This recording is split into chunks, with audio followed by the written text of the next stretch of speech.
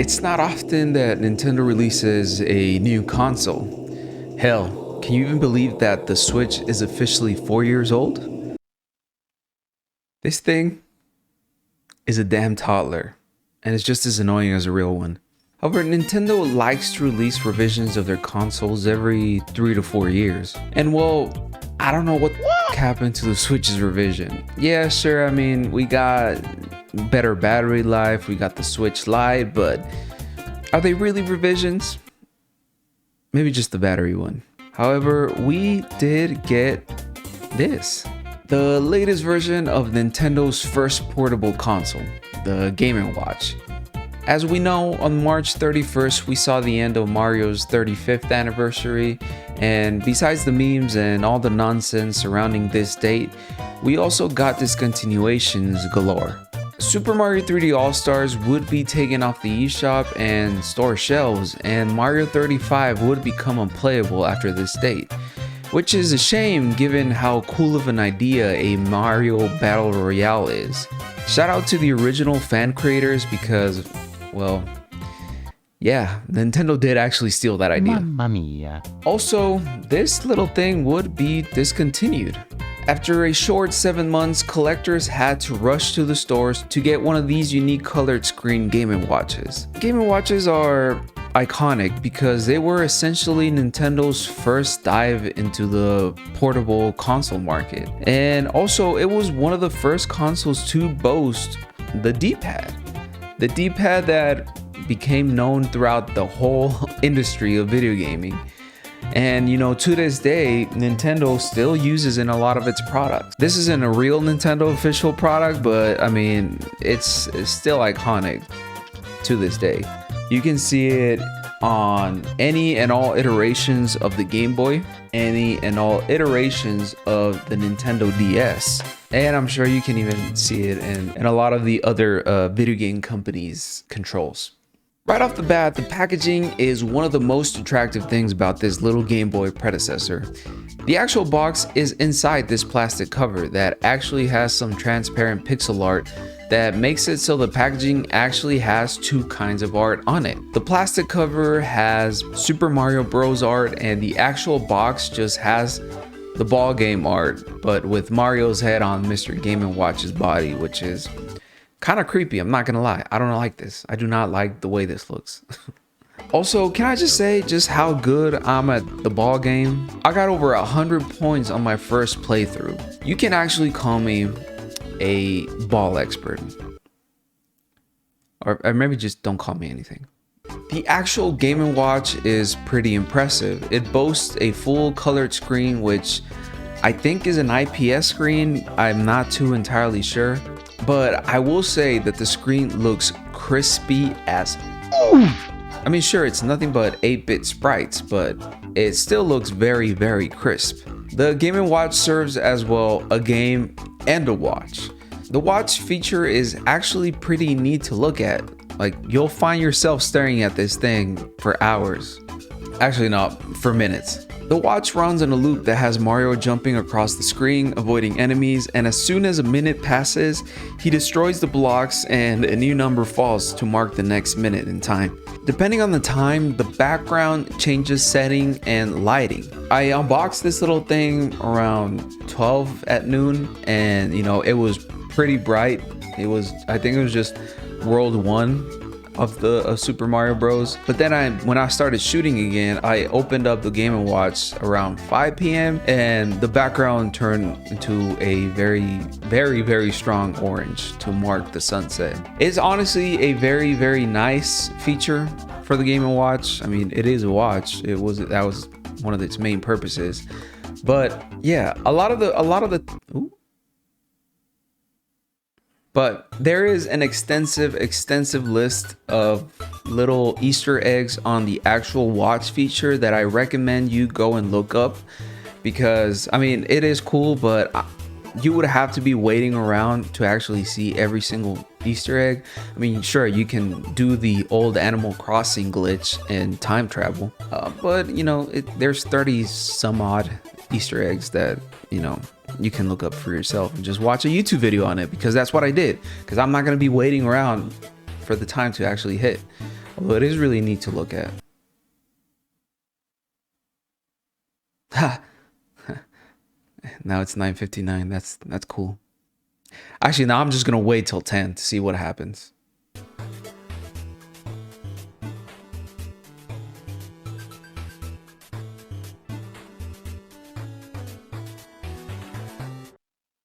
Let's see what happens. Oh, you got the Yoshis. Oh, they all jump and destroy the stuff. Oh, nice. And now it's Mario just getting a bunch of coins because he's a greedy bastard.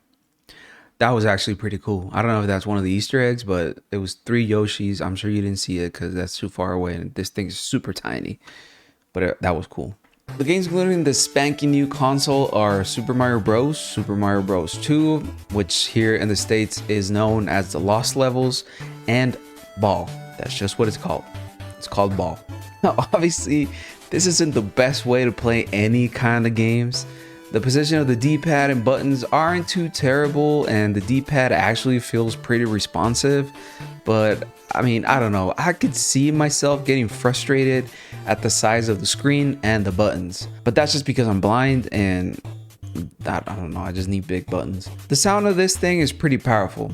Although I will say the speaker being on the side is a little dumb. You'll find yourself more often than not covering the speaker accidentally because of the natural placement of your fingers on this thing. One thing I will note is the charging cable. I applaud any company nowadays that just gets rid of proprietary anything. Nintendo has had a terrible track record when it comes to their hardware accessibility, but ever since the Switch, the tides have kind of changed and they have seen the light that is USB-C. This little console charges through USB-C here on the side, although it is a very short USB-C cable. Like, Jesus Christ, who's gonna leave their Game & Watch 2 centimeters away from the wall? You know, we take one step forward with Nintendo, but take 3 steps backwards every single time a new console comes around.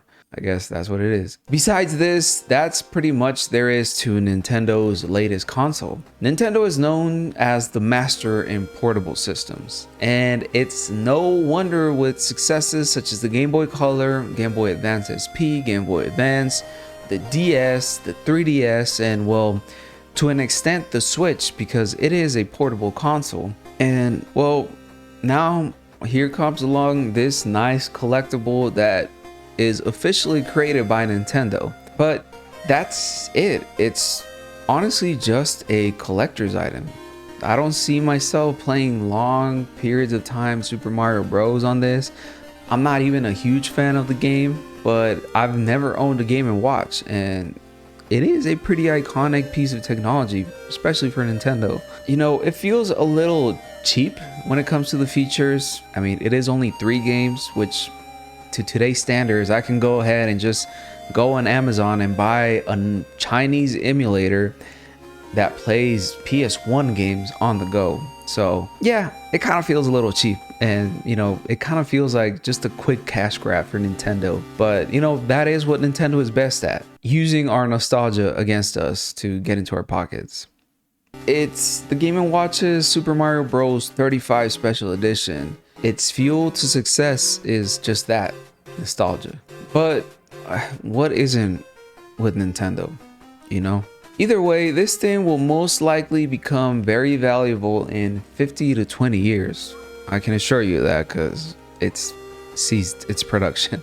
And besides its speculated value, it is a very neat thing to have. I've never owned a Game & Watch before, and I'm sure if this wasn't Mario, if this wasn't to kind of commemorate the 35-year anniversary of Mario, I would not be paying $50 for this thing. $50 is too much to ask for, okay? Either way, folks, what do you think of this little thing? Did you get one? Are you going to be using it as just a watch? Which, by the way, you can. If you just hook it up to a power source, it can just be on its own as a watch, as a desk watch. I wouldn't recommend that because I don't think the battery on this thing would survive being on for that long. And I don't think it's healthy for your battery. But at the same time, it is really nice to look at. And it is way more interesting to look at than a regular watch.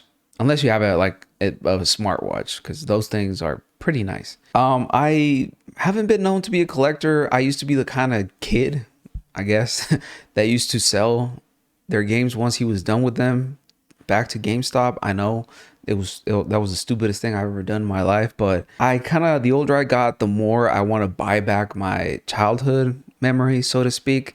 So I can kind of see just how Nintendo tried to create this thing mostly just for the super fans, mostly just for the Nintendo super fans. This is not something I would recommend to the average consumer, to the average gamer, because it just doesn't boast enough features for, to excuse the price tag. It is $50. $50 is a full-blown game, a full-blown AAA game if you get it on sale, but still.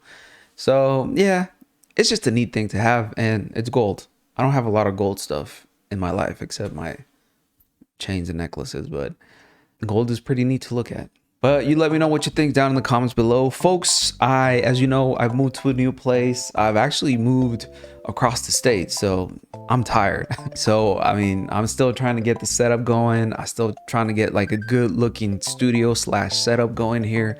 I got my cactus in the back, but I'm glad to be back. I'm glad that I'm able to finally kind of get back into the swing of things and creating, and I got more stuff coming your way. So thank you for sticking around. Please make sure to follow me on Twitch, where I try to stream pretty often, at least 2 to 3 times a week. If you got that Prime subscription, go ahead and give it to your boy, because $5 goes a long way for me, Make sure to follow me on Twitter, where I scream into the void that is social media. Please make sure to join our Discord, where we talk gaming, we talk anime, we talk movies, we talk memes, we talk anything and everything that might interest you as my viewer. And we will also have a little nice community. It's just a bunch of really funny people, I will say. I do a weekly podcast called Search and Report here in my YouTube channel, but you can also listen on Anchor FM or any and all of your favorite podcast listening apps, such as Spotify, Google Play Store, etc., etc. So please make sure to listen, subscribe, follow, rate, and review on those platforms. And if not, just watch the video version here on YouTube. And with that, folks, you best believe I'm gonna keep on wasting money on these collectible items, because I'm just a very nostalgic motherfucker. That's just what it is, man. But folks, please take care of each other, but most importantly, take care of yourself. Peace.